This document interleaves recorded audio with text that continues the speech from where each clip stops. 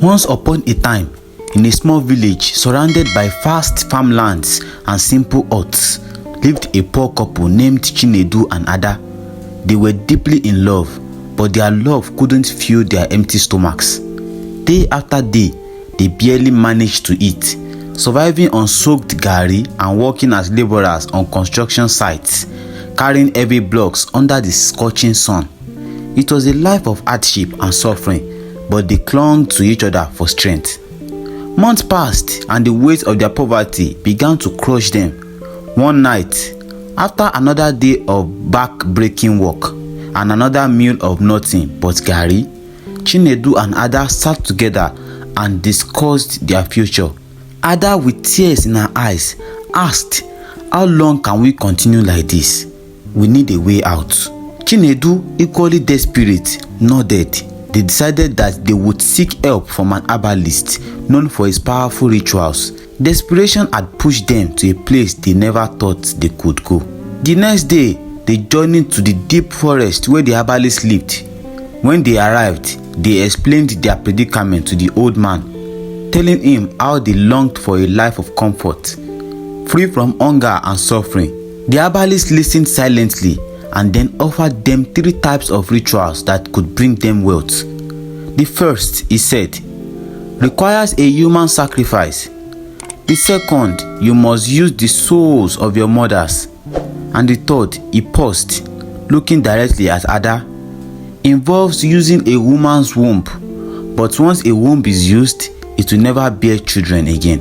Chinedu was horrified by the options, but Ada, lost in thought, asked for time to consider.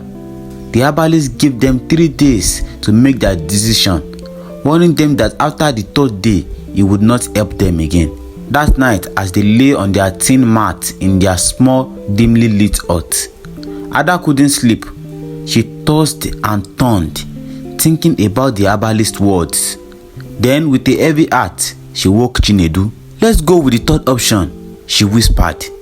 Chinedu stared at her in shock. "No, Ada, I can't let you do that. We'll find another way."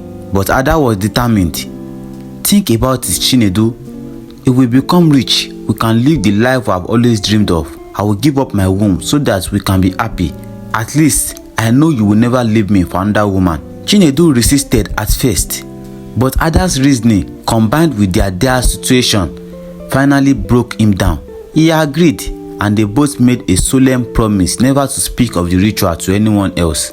The next day, they returned to the herbalist and told him their decision. He reminded them of the consequences, especially the warning: if they ever revealed the source of their wealth to anyone, they would both go mad. Chinedu and Ada, desperate for a better life, agreed to the terms. The ritual was performed that night in the heart of the forest. Ada knelt before the herbalist, her hands trembling as the old man chanted ancient incantations. Chinedu watched, his heart heavy with guilt as the ritual took place. The herbalist removed Ada's ability to bear children, sealing their fate for the wealth they craved. As promised, within 3 days, their fortunes changed.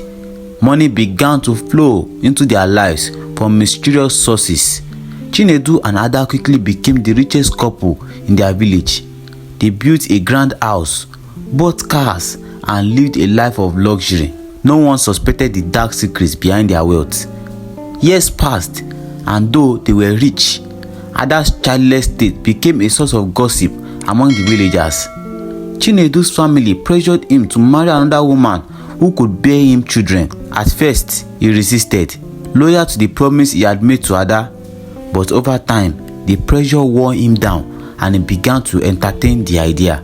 Unbeknownst to Ada, Chinedu secretly married another woman in the city. His new wife soon became pregnant, and Chinedu, who had promised Ada he would never betray her, began to drift further away. He stopped coming home, made excuses about business trips, and even lied to Ada about his whereabouts. Ada grew suspicious. One day, she decided to follow Chinedu. What she discovered shattered her heart. She found him with his new wife, who was already heavily pregnant. Ada watched from a distance as the couple laughed and embraced. The love she once knew reflected in Chinedu's eyes as he gazed at another woman. Heartbroken, Ada returned home, waiting for Chinedu to come back. When he arrived, she confronted him with tears streaming down her face, accusing him of betrayal. At first, Chinedu denied it, but as the argument escalated, he admitted the truth.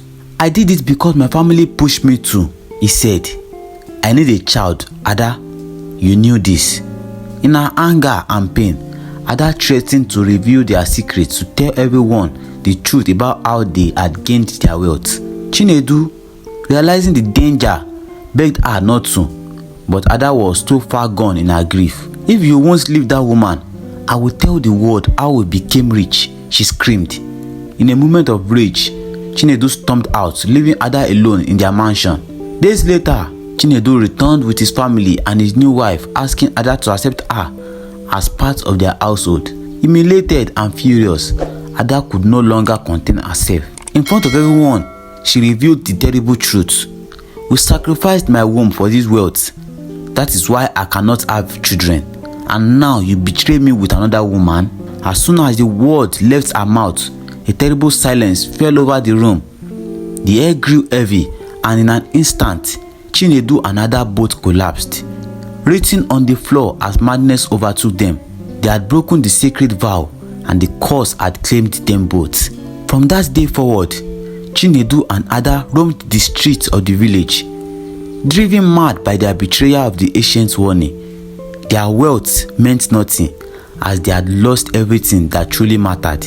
Their story became a cautionary tale in the village, a reminder of the dangerous price of greed, betrayal, and broken promises. The villagers, both saddened and fearful, remembered them as the couple who had once been deeply in love but had lost everything because of the choices they made and the secrets they revealed.